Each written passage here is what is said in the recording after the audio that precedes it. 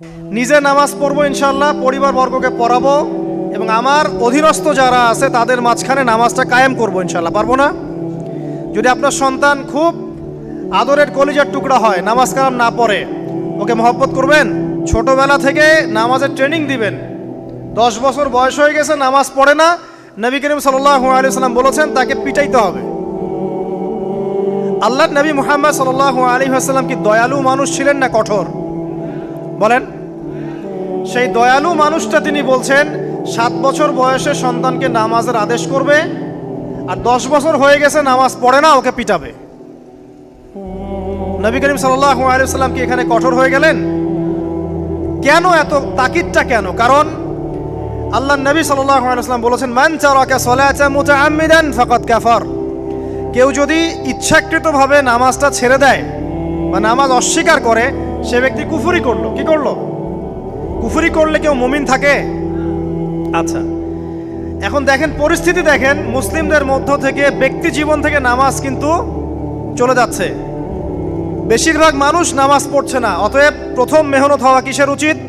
একটা হাদিস মনে রাখবেন, যে ব্যক্তি এক ওয়াক্ত নামাজ ইচ্ছা করে ছেড়ে দিল, নামাজ পড়বো না, আমার পড়লেও হয় না পড়লেও হয়, ফাকাদ কাফারা, সে ব্যক্তি কুফরি করলো। আর কুফর শিরকের মধ্যে পার্থক্য নামাজ। আর পাক্কা নামাজি কারা এটা জানার জন্য আমাদের 2টা সময়ের দিকে খেয়াল রাখতে হবে। কয়টা সময় ভাই? এক ফজর, আরেকটা হচ্ছে এশা। এই 2 ওয়াক্তে দেখবেন মসজিদে কারা কারা আসে। তারাই হচ্ছে আল্লাহর জমিনের সবচেয়ে শ্রেষ্ঠ মানুষ। যারা ফজর আর এশার নামাজ জামাতে আদায় করে, এরা নিঃসন্দেহে মুনাফিক না, আলহামদুলিল্লাহ। কারণ আল্লাহর নবী বলেছেন, বলেন সাল্লাল্লাহু আলাইহি ওয়াসাল্লাম, মুনাফিকদের উপরে সবচেয়ে ভারী নামাজ হচ্ছে 2টা। কয়টা? এক হচ্ছে ফজর, আর একটা কি? এশা। তো 5 ওয়াক্ত নামাজ গুরুত্ব দিব, সবচেয়ে বেশি গুরুত্ব দিবেন কিসে? ফজর এবং এশা। এই ফরজ নামাজ যখন আপনি ঠিকঠাক পড়বেন, এখন মুসলমানের খাতায় নাম আছে, নামাজ ঠিকঠাক নাই, মুসলমানের খাতায় নাম নাই তো। আর কিয়ামতের মাঠে সবার আগে কিসের হিসাব হবে ভাই? নামাজে। যার নামাজ ঠিকঠাক থাকবে তার বাকি হিসাব ওকে, কোনো সমস্যা নাই। আর যার নামাজ ঠিকঠাক নাই তার বাকি হিসাব ধরা খাবে, খাবে না? একজন ব্যক্তি মনে করেন অনেক দান সদকা করেছে, হজ উমরা করেছে, ইত্যাদি ইত্যাদি, নামাজ নাই, কি হবে? ধরা খাবে না? আল্লাহ পাক আমাদের সবাইকে, আমাকে, আপনাদের সবাইকে 5 ওয়াক্ত নামাজি হওয়ার তৌফিক দান করুন, আমিন। আমাদের মা বোন যারা আছে, আমাদের এখানে যুবক ভাই যারা আছে, আমরা সবার প্রতি নসিহত করব, আজকে থেকে নামাজ ছাড়বেন না। ঠিক আছে ইনশাআল্লাহ? আল্লাহ পাক তৌফিক এনায়েত করুন, আমিন। এরপরে আসেন, দেখেন ব্যক্তি জীবন থেকে হালাল রিজিকটা উঠে যাচ্ছে, খেয়াল করেন নাই? এখন মানুষ রিজিকের ক্ষেত্রে হালাল হারামের পরোয়া করে? পরোয়া করে না। যেই দিক থেকে টাকা আসুক, হারাম হোক আর হালাল হোক, এখানে সুদ থাক আর ঘুষ থাক আর জেনা থাক আর আপনার দুর্নীতি থাক, কি থাক, মানুষ চিন্তা করে যে পেটটা বাঁচলেই বাপের নাম, তাই না? যেভাবে হোক রিজিক আসলেই হইল। মানুষের সম্পদ আত্মসাৎ করতে বুক কাঁপে না। খেয়াল করে দেখবেন, সুদ খাইতে বুক কাঁপে না, ঘুষ নিতে বুক কাঁপে না, অন্যের সম্পদ লুটে পুটে খাইতে, ছিনতাই করতে, চুরি করতে বুক কাঁপে না। তাহলে আমরা এখন হালাল হারামের কোনো মূলনীতি মেনে চলি? আল্লাহ পাক আমাদেরকে বোঝার তৌফিক দান করুন যে হারাম রিজিক যদি আপনার আমল নামায় থাকে, রিজিকটা আপনার পেটে যায়, সেই রিজিক দিয়ে ইবাদত কবুল হবে না, এর উপর কোনো কথা নাই। যতই ঘুরায় ফিরায় ব্যাখ্যা করা হোক না কেন, রিজিক যদি হারাম হয়, ইবাদত কবুল হচ্ছে না। দোয়া কবুল হবে? নামাজ কবুল হবে? দান সদকা কবুল হবে? তাহলে ব্যক্তি জীবনে ইবাদত কবুল করানোর জন্যে হারাম রিজিক ত্যাগ করার দরকার আছে না ভাই? নাকি নাই? তাহলে এখন থেকে আমরা হালাল খাবো না হারাম খাবো? যদি আপনি অন্যের সম্পদ নিয়ে থাকেন, আজকেই পরিশোধ করে দিবেন। যদি কারো সম্পদ আত্মসাৎ করে থাকেন, দিয়ে দিবেন। যদি ঘুষ নিয়ে থাকেন, ফেরত দিবেন। আপনার বোনের সম্পত্তি আত্মসাৎ করে থাকেন, ফেরত দিতে হবে। রিজিক যতক্ষণ পর্যন্ত হালাল হচ্ছে না, ততক্ষণ পর্যন্ত ইবাদত কবুল হচ্ছে না। আল্লাহ পাক আমাদের সবাইকে বোঝার তৌফিক দান করুন, আমিন। ব্যক্তি জীবনে আরো সমস্যা আছে। দেখেন, এখনকার মুসলিম ব্যক্তি জীবন আর পরিবার থেকে পর্দা উঠে যাচ্ছে না? জিন আর মানুষ শয়তান, এরা তোমাদেরকে এমন জায়গা থেকে দেখে যেখান থেকে তোমরা ওদেরকে দেখতে পারো না।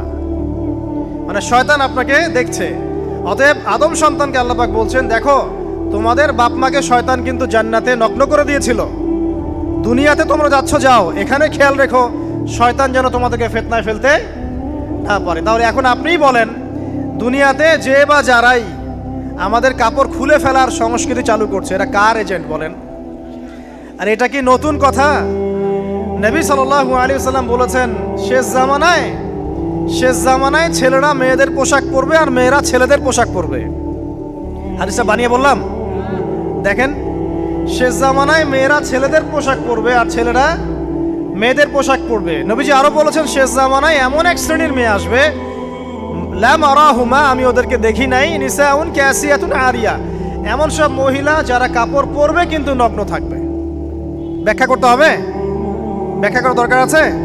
মানুষ কাপড় পরেও কেমন করে নগ্ন থাকতে পারে ব্যাখ্যা করতে হবে। মুমিলাতুন মাইলাত, এরা নিজেরাও অন্যকে আকৃষ্ট করবে, নিজেরাও অন্যের দিকে আকৃষ্ট হবে, ব্যাখ্যা করতে হবে। আল্লাহর রাসূল সাল্লাল্লাহু আলাইহি ওয়াসাল্লাম একটা মূলনীতি দিয়েছেন, আপনি পুরুষ হলে আপনার সতর হবে নাভির উপর থেকে হাঁটুর নিচ পর্যন্ত, ঠিক আছে? এই সতর ঢেকে রাখা আপনার জন্য সবসময় ফরজ। এখন এর উপরে আপনি তাকওয়ার পোশাক পরবেন, ঢিলেঢালা পোশাক পরবেন, লম্বা চওড়া পোশাক পরবেন, যে পোশাক পরলে আপনি শালীনতা আপনার বজায় থাকে, এটা আপনি পুরুষ হিসেবে। এরপর আপনি টুপি, পাগড়ি, জুব্বা, দাড়ি সব রাখবেন, ইসলামিক সুন্নাহ।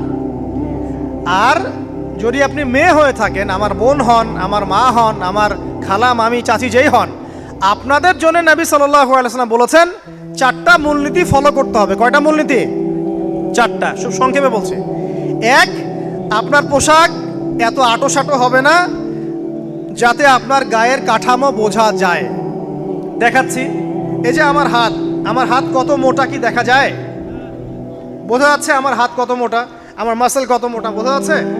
যদি আমি এরকম পোশাকটা পরতাম, বোঝা যায়? এটা নিষেধ। এটা আপনাকে নবী সাল্লাল্লাহু আলাইহি ওয়াসাল্লাম নিষেধ করেছেন, এরকম আঁটোসাঁটো পোশাক পরবে না। কাকে বলেছেন? আমাদের মাদেরকে, আমাদের বোনদেরকে, আমাদের মেয়েদেরকে। এটা তাদের প্রতি তো যেমন ফরজ, অবশ্যই আমাদের প্রতিও তো। আমরাও কি এত আঁটোসাঁটো পরবো না। 2, নবীজি বলেছেন এমন পোশাক পরবে না যেই পোশাক পরলে বাহির থেকে ভিতরের অঙ্গ দেখা যায়। আমার এই কাপড় দিয়ে কি ভিতরের গায়ের স্কিন দেখা যাচ্ছে? যদি এটা পাতলা হতো দেখা যেত না? তাহলে ঢিলে ঢালাও যদি পোশাক হয় কিন্তু পাতলা হয় যে ভিতরটা দেখা যায়, এটাও হারাম, পরা যাবে না মেয়েদের। বোরখাও যদি হয় একদম ঢিলে ঢালা বোরখা কিন্তু ভিতরের অঙ্গ দেখা যাচ্ছে, পরা যাবে?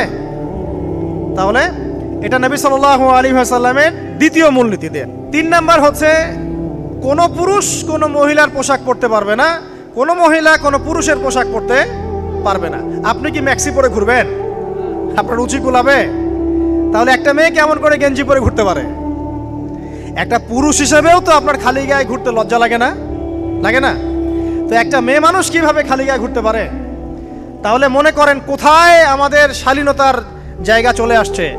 ওই যে একটা হাদিস আছে, নবীজি বলেছেন, যদি তোমার মধ্যে লজ্জা না থাকে তোমার দ্বারা যে কোনো পাপ করা সম্ভব। যদি তোমার মধ্যে লজ্জা না থাকে তোমার দ্বারা যে কোনো পাপ করা কি সম্ভব। এটা 3 নাম্বার। 4 নাম্বার, যে অমুসলিম যারা, তাদের ধর্মীয় কৃষ্টি কালচারের সাথে সাদৃশ্য আছে এমন কোনো পোশাক মুসলিমদের পরা যাবে না। আপনি কি ক্রুশের পোশাক পরতে পারবেন না।